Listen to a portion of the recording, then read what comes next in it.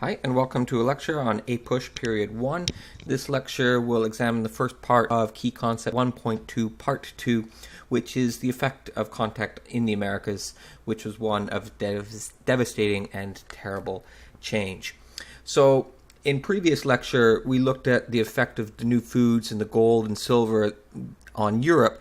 Going the other way, the most significant things are the animals, the horses, the cows, and the pigs, and these terrible, very destructive diseases. And that's what most of this lecture is going to be looking at, is the diseases.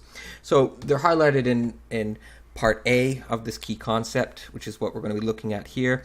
And Spanish exploration, conquest of the Americas were accompanied by and furthered by widespread deadly epidemics that devastated native populations, and by the introduction of crops and animals not found in the Americas.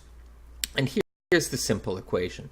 The disease were accompanied by very aggressive, self-righteous Spanish conquest, resulting in rapid native population loss and the replacement of the native societies with a vast Spanish empire in the Americas, both north and south. So the diseases, the Native Americans had no immunity to these diseases, and the diseases were the biggest killer of the native populations, not military conquest. And this graph here highlights just how quickly native population fell. This is looking at present-day Mexico, and from 1518 to 1548, 30 years or one generation, the population decreased from 25 million to just over 5 million. So very rapid population. And it's coming in waves, which this chart here is looking at. So it didn't all happen at once. There's an epidemic, and then there's a period of not, and then there's another one. So here we're looking at Florida, where the population of natives was 722,000 in 1517. But then 3 years later, there's a smallpox epidemic that wipes out half the population, showing here 50% population decline. And then another 8 years later, a different disease, measles, took another half of the population. And then in time, these waves of epidemic reduces the population from 700,000 all the way down 100 years later to just a few tens of thousands. So the diseases. Why did the diseases devastate the native populations with such power? Well, the Europeans who came, they brought the diseases with them in their bodies or in the bodies of their animals. So why didn't the diseases kill the Europeans too? Well, it's because the European bodies had evolved over thousands of years of contact with the disease. So you might ask, well, why didn't natives in the Americas also have contact and familiarization with these diseases too? Why didn't smallpox and plague and measles develop in the Americas? Well, to answer that, consider where most of our diseases come from. They often begin in animals, and human contact with those animals in Europe and Asia and Africa brought them into contact with those diseases over thousands of years. Cows, chickens, pigs, and other animals did not exist in the Americas before contact. Therefore, natives never had any contact with these animals that developed the diseases. Those in Eurasia and Africa were very close to their animals, in a very intimate contact with them. So when the Europeans arrived carrying the diseases, those diseases were let loose on a very vulnerable population that had no immunity, causing great number of deaths. So final thoughts on these diseases. The effect of the diseases is perhaps the most profound event in the history of the Americas, perhaps the world. The landscape of the Americas in 1491, before contact, is one of large populations of complex societies capable of resisting any encroachment on their land from outsiders. But the death from disease is the precondition for European dominance of the Americas. Without the disease, the Europeans cannot just walk in. It would be a completely different story.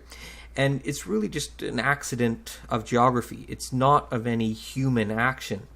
But for both sides, they could not understand the real reason why this is happening. The bacteria and the viruses is the real reason.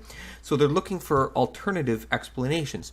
Why have the native populations been wiped out by these diseases, and their explanations was that it must be an act of God, a God that obviously favored the Europeans and punished the native populations, for the Spanish further justifying their righteousness, that they are on the side of good and that God favors them. It was within this context of the diseases that the Spanish were able to conquer and control the survivors and incorporate them into an empire. The process began on the islands of the Caribbean, which is what you're looking at here, and then onto the mainland. Hispaniola, the island there in red, was the first major island to be conquered. And so how does it happen? Well, it's rapid and aggressive. And the Spanish come in, they change the environment, they bring in their crops, particularly sugar. There's sugar there. And they brought in their animals. They remade the environment of the island to profit from cash crops, sugar in particular, and to dominate and convert survivors, the Taino, the local natives. Pigs, cows, horses destroyed unfenced native farms, eating and trampling their crops. And when we say pigs, we're not talking cute Wilbur or Babe. We're talking pigs. Like, pigs are vicious animals and voracious eaters of everything that plagued, voracious eaters, and they plagued the native food supplies and farms and probably terrorized the natives who had never seen such an animal. And this pattern of the European animals damaging native farms and food supplies would be a continuous theme throughout the next few hundred years of contact with other native groups as the Europeans explored and settled elsewhere in the Americas. And beyond this, also think about the rats. European rats, larger, more aggressive than American rats, and came along on almost every European ship.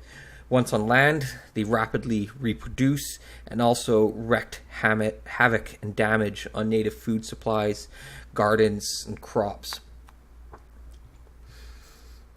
And so they can dominate and coerce the native population, of course, are weakened by disease and disruption to their food supplies. There's a technological disadvantage that, with the disease and the food supplies disrupted, became a really big advantage for the Spanish. They could resist, but it's quite futile, the survivors forced into camps. This is what the Spanish looked like with their armor, their guns, their horses, their dogs, all of which the natives had not seen before. And they can hunt down any refugees that might try to escape into the jungles or the mountains, and those caught were often made an example of to show their domination over them. So there's just sort of a recap. And the colonizing was not as easy as it seems for the Spanish. Many Spanish also died in the process, cramped into small ships for the difficult voyage across the Atlantic, also facing sort of lack of food, and they would suffer from disease as well, not to the same extent. But as tough as it was for the Spanish to come, it was even worse for the natives, who died in astonishing numbers from the disease, malnutrition, the guns and dogs of the Spanish. And from a population at 300,000 on this island at contact, they were just 30,000 by 1508, and by 1548, just 500 of the original inhabitants left. So this pattern would then repeat itself first on the islands of Hispaniola here, and then Cuba and the other islands, and the disease, aggressive domination over a weak and hungry population repeat to conquer the Aztec, the Central Mexico, and then expand both south and north. And the islands could be used as a base of operation, and in short order, the Spanish had established one of the greatest empires in history. Okay, that's where this one ends. Thank you very much for listening.